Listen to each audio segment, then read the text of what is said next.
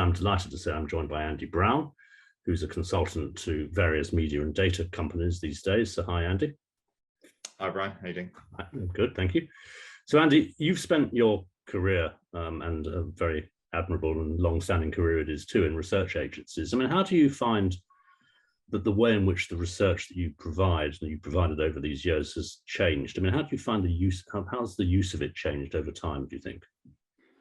It's a great question, Brian. I think to begin with, I would say that if we went back towards the start of my career, which was a very long time ago, I think data quite often used to stick, so to speak, in the research function, or probably wasn't called an insight function in those days, in the client company, and didn't really get access to other parts of the marketing function, or indeed other parts of the broader organization, the client organization. I think that's changed over the years. I think some of it is around initiatives that research agencies have invested in. So the idea that we will present the results, but then do an implementation workshop with maybe the marketing function, maybe involving even sales management from the client organization, has partly changed that. I think that technology and more user-friendly tools to put data on the desks of people in the marketing function as well as the insight function have changed part of that. And I think the other piece is access to first-party data and integration with clients' own data has begun to unify the communication of the data throughout the organization. You know, if I think about it in a media context, you know, I think the days when, again, we would send data into the research function, and then once in a while, you know, you pull out a couple of bullet points to go in the pitch document, long gone. I think you know, if I look at what's happening in the US, and it's happening to a degree here, you know, we now have media vendors on the traditional media side. I'm thinking here, I'm not thinking necessarily of Google and Facebook. I'm thinking here of major TV networks selling and training, and research companies and attribution companies training the salespeople so that they can go out and sell an attribution service as part of a package of inventory that they might be selling directly to a client. So I think it's changed dramatically. I think the data touches many more hands in the client organization than it did when I started in the industry. Do you think that, I mean, of course, at the same time, of course, clients and agencies as well are sort of in danger of drowning under a great tsunami of data, aren't they? And data coming in from every direction. And it must be, what it is, a bit scary. Do you think that research agencies these days should be playing more of a role as sort of navigators and consultants almost, rather than, or as well as providing the information? Well, I think you're right, Brian. I think certainly there is a well documented data deluge, and there is so much data out there for clients. There's, you know, the data that they commission. There's also lots of data they can get from media vendors, from free APIs that they can plug in.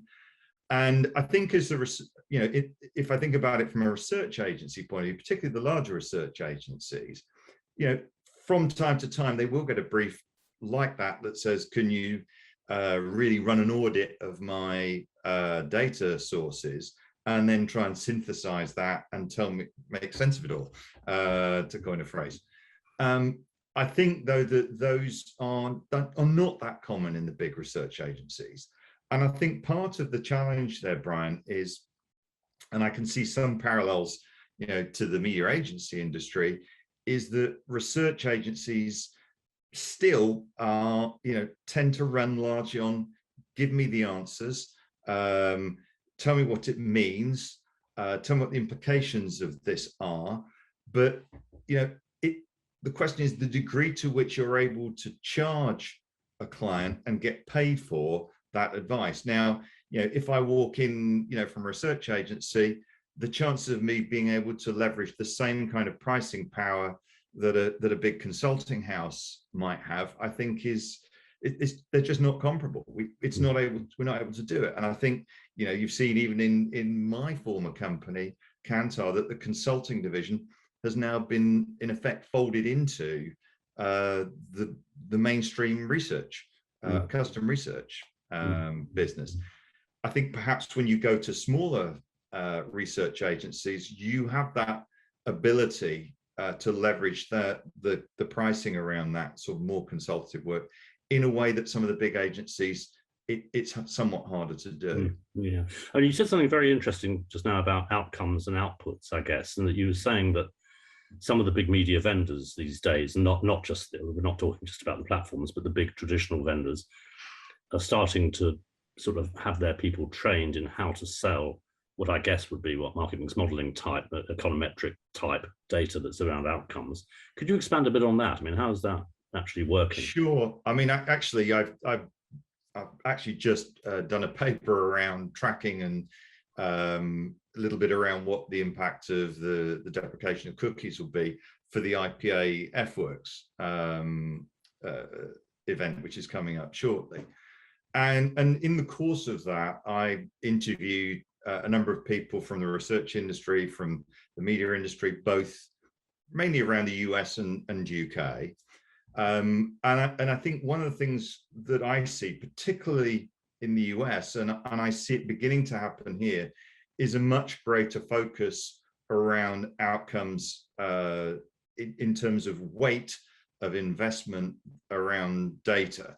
So, you know, there is a major, I don't know what you'd call it. There is a major issue at the moment in the United States with Nielsen's de-accreditation, disaccreditation. I'm not quite sure of the correct English expression for it. But one of the things that's, you know, certainly true is that there is, if you had 100 chips or, 100 chips to allocate, the amount that you would allocate now to head counting, audience measurement, whatever you want to call it, GRP measurement, impressions measurement, is going to diminish relative to the amount of investment going into outcomes-based solutions. And it's, I would argue, it's been there for quite a long time in the digital world or the online world. But as television begins to look more like digital, as it becomes perhaps more of a performance medium than it has been in the past, I see greater emphasis on what happened rather than how many people. It's not to say that the how many people isn't important, it will always be important. But there is a shift in emphasis that I've certainly seen in the US and just beginning to see signs of it here in the UK and in Europe as well. Yeah, I would absolutely agree with that. Finally, Andy, you've just taken on the role of CEO at the Attention Council, which of course is a trade body representing, I guess, the various companies that are making names for themselves, measuring attention in one way or another.